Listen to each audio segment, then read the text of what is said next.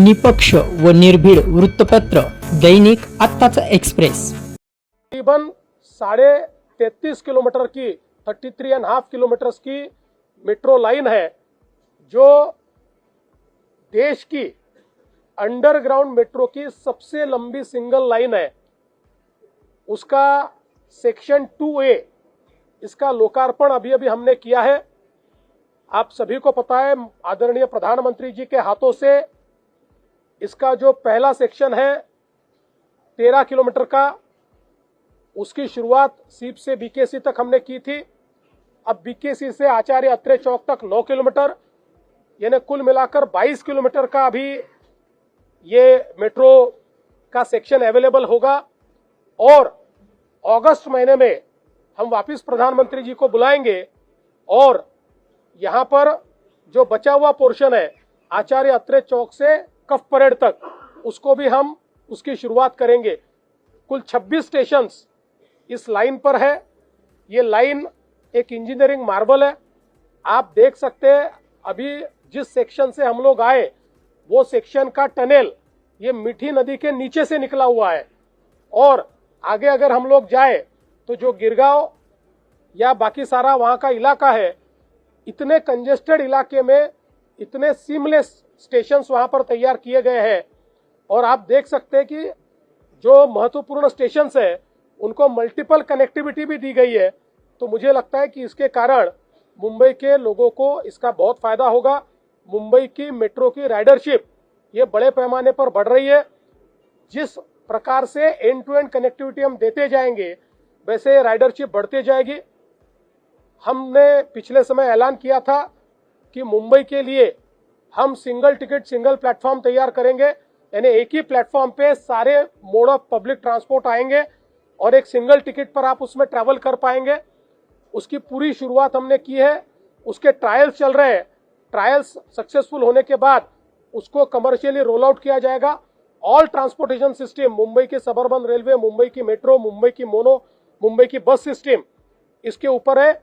और ये केवल मुंबई तक सीमित नहीं रहेगा, पूरे एमएमआर रीजन में ये प्लेटफॉर्म फर्स्ट फेज मुंबई और सेकंड फेज में पूरा एमएमआर रीजन हम इसमें इंटीग्रेट करेंगे। इसके कारण जो प्रवासी है उनको एंड टू एंड सॉल्यूशन मिलेगा।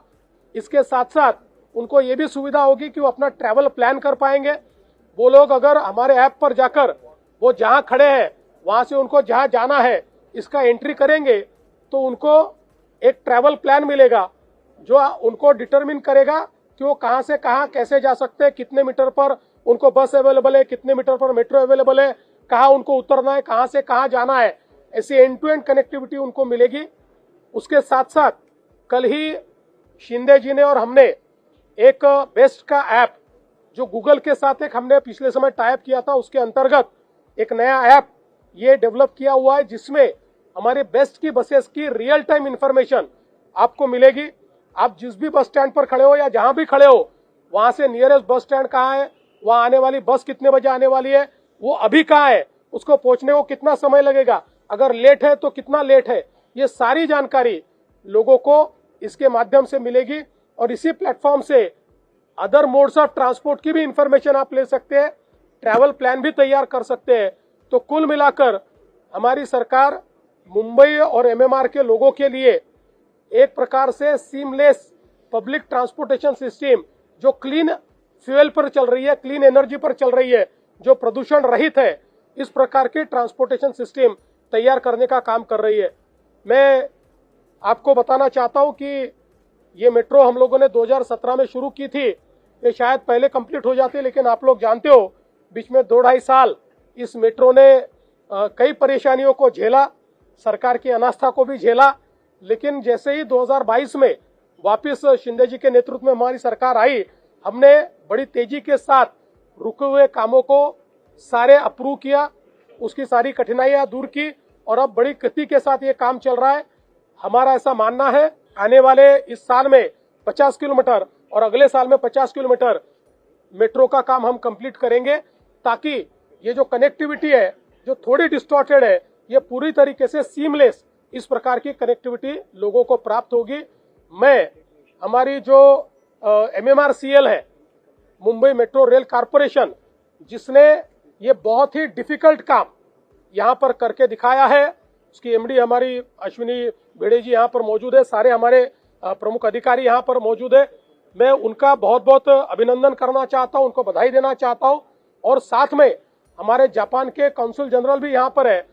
इसके लिए जापान सरकार के जायका ने हमको जो आर्थिक मदद दी उसके लिए हम उनका भी आभार व्यक्त करना चाहते हैं। जब ये प्रोजेक्ट कंप्लीट होगा तो तकरीबन इसके ऊपर 37,000 करोड़ रुपया हम लोग खर्चा कर रहे हैं, जिसके लिए एक बड़ी मदद हमको जायका ने दी हुई है, इसलिए उनका भी मैं आभार व्यक्त करता हूँ। एक सवाल आपसे, मौका दूसरा है लेकिन सवाल मैं कॉन्फ्लिक्ट को लेकर सवाल कर रहा हूँ। महाराष्ट्र की एक बहुत बड़ी कोस्टल बेल्ट है जो इंटरनेशनल वाटर से शिप को शेयर करती है, कैसे आप ये कोस्टल सिक्योरिटी को इंश्योर कर रहे हैं? रिसेंट कॉन्फ्लिक्ट चल रहा है इंडिया वर्सेस पाकिस्तान। देखिए, अभी चाहे वो पुलिस हो, चाहे कोस्ट गार्ड हो, चाहे नेवी हो, सारे लोग अलर्ट मोड पर है। रेगुलर एक्सरसाइजेस चलती है, उसके एसओपी तय है, उसके अनुसार जो आपके वॉरबुक होते हैं उसके अनुसार जो भी चीजें करनी जरूरी है वो सारी चीजें हमने की है। अभी इसके बाद एक हमारे इंटरनल सिक्योरिटी के दृष्टि से भी हम लोग एक जायजा लेने वाले हैं, एक मीटिंग भी हम लोगों ने बुलाई हुई है, तो हम लोग पूरे अलर्ट मोड पर हैं।